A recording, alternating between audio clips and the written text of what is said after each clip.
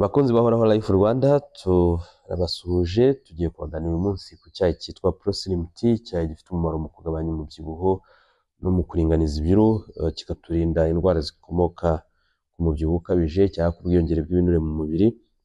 Ni icyayi kigizwe ni ingredients zikomoka ku bimera gusa mwimerere, byinshi bikorerwa mu Bushinwa biturutse mu ubuvuzi gakondo bw'Abashinwa bunamaze imyaka myinshi irenga 5000 bwifashishwa cyane cyane mu kuvura no mu gufasha abantu bafite ibibazo bitandukanye. Rero iyi Proslim Tea mu biyigize muri ingredient harimo bita Folium neuribensis, Semen cassia, Semen lafani, Fructus cannabis, Flora oranti, Pollen pine extractum. Biranga iki cyayi rero ni imirimo cyangwa se kirangwa n'ibintu bitatu by'ingenzi. Harimo kwihutisha uburyo umubiri utwika ibinure, harimo gufasha umubiri gutwika ibinure biri mu mubiri mu bice bitandukanye ahenshi biba bigoye no kuvayo. Kigira umumaro ukomeye cyane mu gutuma umubiri utanyunyuza cyangwa se utabsorba cyangwa se umubiri udafata cyane ibinure mu buryo bwo kubibika, bityo bigafasha gutakaza ibiro.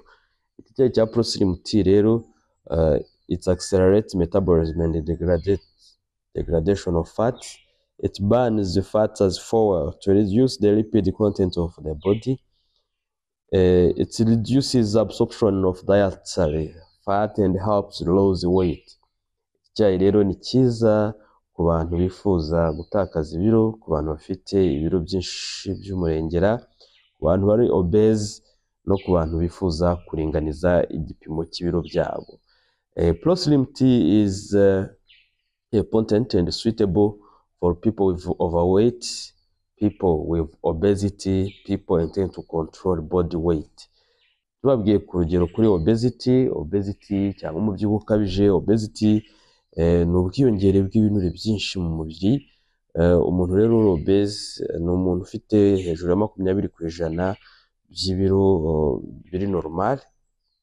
Rero siyanse igaragaza ko ubwiyongere bw'ibiro ari ikibazo gikomeye mu kongera no guteza indwara, cyane cyane ku bantu bafite ibinure byinshi n'ibiro byinshi. Ni ibyago bishobora gukomokaho diabete mu bwoko bwa kabiri, hypertension, hyperlipidemie. Murabizi ko diabete mu bwoko bwa kabiri ni diabete ituruka ku kuba kwiyongera kw'ibiro n'ibinure byinshi n'umubyibuho ukabije binaniza imikorere myiza y'impyiko n'iya pancreas igatangira kunanirwa gutanga umusemburo uhagije wa insuline kugira ngo ukoreshe isukari ibiri mu maraso cyangwa ibyo muba mwariye, bityo bigatuma rero mu maraso habonekamo isukari nyinshi kubera ko pancreas kubera ko itashobora gutanga insuline ihagije, bityo bikayinaniza ugatangira kuzana ibibazo nyine bya diabete, ukaba umurwayi wa diabete. Ikindi kwiyongera kw'ibiro byinshi bitera hypertension n'umuvuduko ukabije w'amaraso, kubera ko imitsi y'amaraso iragenda igafungana ikagira atherosclerose cyangwa arteriosclerosis, bityo uko kwifungana cyangwa se uko kugabanuka kw'imitsi y'amaraso mu bunini bituma pressure izamuka, bityo bikongera hypertension, hyperlipidemia. Kandi nanone ni ubwiyongere bw'ibinure byinshi bitera bimwe mu bibazo bitandukanye birimo kuremerera amagufa, birimo gutsindagira inyama zo mu nda, ibihaha n'umutima, bikajyana ku bindi bibazo bitandukanye bituruka ku kwiyongera kw'ibinure byinshi mu mubiri, cholesterol nyinshi n'ibindi. Hyperuricemia, cardiovascular diseases, indwara z'imitsi y'amaraso, indwara z'umutima, indwara nka kanseri n'indwara z'amatritis cyangwa za rubagimpande, ni indwara zose zongerwa n'ubwiyongere bw'ibinure mu mubiri. Rero obesity cyangwa se kugira ibinure n'umubyibuho ukabije, WHO ibifata cyangwa se yabisobanuye nk'ikibazo gihangayikishije isi uyu munsi, cyangwa se ni ikibazo nacyo cyabaye indwara. Uyu munsi umubyibuho ukabije ni indwara, ntabwo bikiri bya bindi bya kera byabaga ari umurimbo gusa neza, umuntu ubyibushye ameze neza. Oya, uyu munsi ubwiyongere bw'ibinure cyane n'umubyibuho ukabije ni indwara kandi ihangayikishije cyane ku isi, dore yuko ari imwe mu ndwara zongera ibyago byo kurwara indwara z'umutima n'indwara z'imitsi y'amaraso, yewe n'indwara z'ubwonko, kandi bikaba ibyago, bikongera ibyago byo kurwara kanseri. Urufunguzo rero rwo guhangana nabyo ni ukutwika, ni ukugabanya bino binure biba biri mu mubiri dukoresheje ProSlim Tea, cyangwa se tukanakoresha amafunguro, igaburo ryacu akaba adakize ku binure, tugakora imyitozo ngororamubiri, tugahindura imyitwarire yacu, kandi tugakoresha iyi ProSlim Tea kuko ifite ubushobozi buhagije bwo kugabanya ingano y'ibinure biri mu mubiri wacu. In English, obesity is excess proportion of total body fat. A person is considered obese when his or her weight is over 20% or more above normal weight. Modern science has proved that obesity causes many conditions and diseases that are closely related to it, such as type 2 diabetes, hypertension, hyperlipidemia, hyperuricemia, cardiovascular and cerebrovascular disease, cancer, arthritis, etc. Obesity has been defined as a disease by WHO and is listed a life-threatening disease following cardiovascular and cerebrovascular disease and cancer. The key to battle against obesity lies on combination of solutions of diet, exercise, behavior modifications. Taking Greenwood ProSlim Tea will sufficiently reduce the percentage of fat in the body.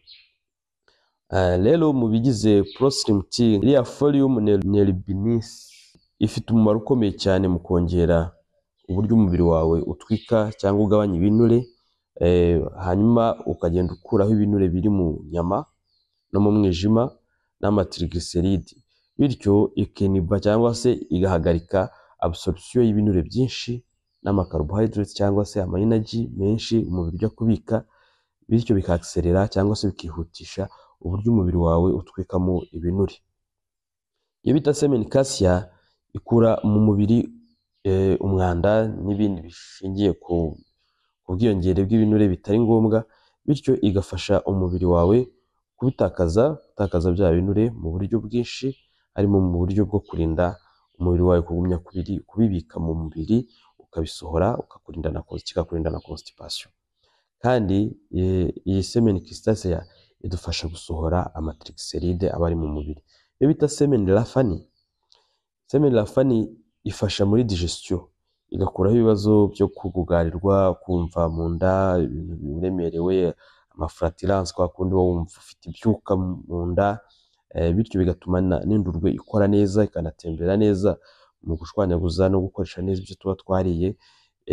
Iyi semen lafani rero ikanafasha gutuma umubiri wawe utabika cholesterol mbi, ndetse ikarinda iyi cholesterol mbi kujya mu maraso, bityo bigafasha umubiri wawe gutakaza ibiro. Iyo bita semen cyangwa fructose cannabis ifite ubushobozi bukomeye bwo gutwika ibinure no gukoresha bya binure umubiri wawe ufite, ukabitwika ukabikoresha, bityo bikarinda kwiyongera kw'ibinure n'amaproteine atari ngombwa, umubiri ugatangira kuyakoresha vuba vuba, ukayarinda kuyahinduramo ibinure byinshi. Ifite kandi umumaro ukomeye wo kunganira umubiri mu kubona iby'ingenzi bihagije nk'amavitamine afasha umubiri gukora neza. Bityo bikaba rero ari bimwe mu by'ingenzi muri nutrients z'ingenzi umubiri wundi ukeneye. Iyo bita Flora Oranti yo ifasha gutembera neza kw'amaraso, ikagabanya ibinure biba biri mu maraso, bityo igafasha urwagashya gukora neza kimwe n'igifu, bikarinda rero umubyibuho ukabije kuko ituma umubiri ubasha gutwika no gukoresha neza ibinure, ariko kandi ukanafasha gutembera neza kw'amaraso no gukura ibinure byinshi mu maraso. Hari abantu bagira ibinure byinshi mu maraso nka cholesterol nyinshi, bikaba byabatera ikibazo cy'amastroke, bikaba byabatera ibibazo bimwe na bimwe by'ubwonko, umutima n'ibindi, kubera utwo tubumbe tugenda tugafunga imitsi y'amaraso. Gukoresha rero iki cyayi cya ProSlim Tea bigabanya ibyo byago cyane. Ikindi niko iyi ProSlim Tea ifitemo icyo bita pollen pine extractum, uretse kuba ifite n'intungamubiri mu buryo bwo kuzamura ubudahangarwa bw'umubiri, ifite ubushobozi bwo kugabanya cyane ibinure biba biri mu maraso n'amasukari, bityo bigafasha no muri digestion. Bakunzi ba Horaho Life Rwanda, iki cyayi ni icyayi gifite umumaro ukomeye cyane, kubera ko gifite uburyo gifasha mu mubiri gutakaza ibinure kandi mu buryo bwiza, bitaguteye guhitwa cyangwa kujya ku musarani kenshi, kandi bitaguciye intege ngo wumve umeze nabi cyangwa se ngo utakaze ibinure abantu bose babone ko wakubanye. Ni icyayi utakaza ibinure neza kandi ugatakaza ibinure ugaragara neza, ugasa neza, bikagufasha kuguma kumera neza no kubona imbaraga, ndetse bikakurinda n'izindi ndwara zitandukanye. Pro Slim Tea ni icyayi cyiza ushobora gusanga muri Horaho Life Rwanda. Dukorera mu mujyi wa Kigali muri etaje ya gatatu kwa Rubangura, umuryango 301 na 302. Mwanaduhamagara kuri telefoni zacu kuri 0786698813. Mwibuke gukora subscribe, mwibuke gukora share, mwibuke gukora like, kubera ko n'iki cyayi hari abantu benshi cyafashije gutakaza ibinure by'umurengera. Hari abantu bari bafite ibibazo bibaremereye cyane by'umubyibuho ukabije na diabete, hari abantu bari bafite ibibazo bigoye cyane byo mu ngingo n'amagufa biturutse ku kwiremerera n'ibinure byinshi, ariko mu gukoresha iki cyayi cya Pro Slim Tea uyu munsi bameze neza, barashima Imana. Hari abari bafite ibibazo bya hypertension, abari bafite ikibazo cya diabete imumereye nabi kubera ubwiyongere bwa matriglyceride, isukari ikaba nyinshi, akanywa imiti ariko akagenda akazana ibintu bimeze nk'ibibyimba, ibiheri, kubera ko umubiri we utangiye kwanga kwakira imiti kubera imyanda myinshi. Gukoresha rero Pro Slim Tea bifasha gutuma umubiri wongera gusubiza gahunda zawo ku murongo, bikabarinda ibibazo bitandukanye ndetse bikabafasha kumererwa neza. Iki cyayi cya Pro Slim Tea turababwira yuko ari icyayi kiri accredited ku ruhando mpuzamahanga, dore ko ari icyayi gifite ubuziranenge butangwa n'ikigo cy'Abanyamerika FDA, Food and Drug Administration, kandi kikaba kinemewe n'Abarabu, ibyo bita halal, kuko nta harmful effect cyangwa se nta bintu biri haramu birimo bibangamiye ukwemera kw'Abayisilamu. Ikindi niko ari cyiza rwose ku buzima bw'abantu, ku bantu bose, by'umwihariko abantu bashaka gutakaza ibiro, abantu bashaka kugabanya ibinure kandi neza nta ngaruka bibagizeho.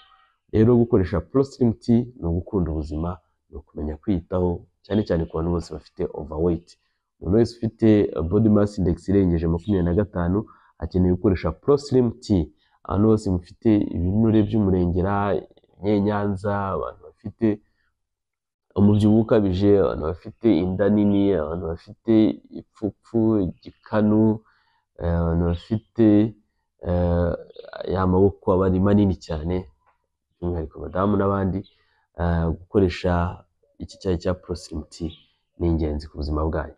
Turabashimiye cyane.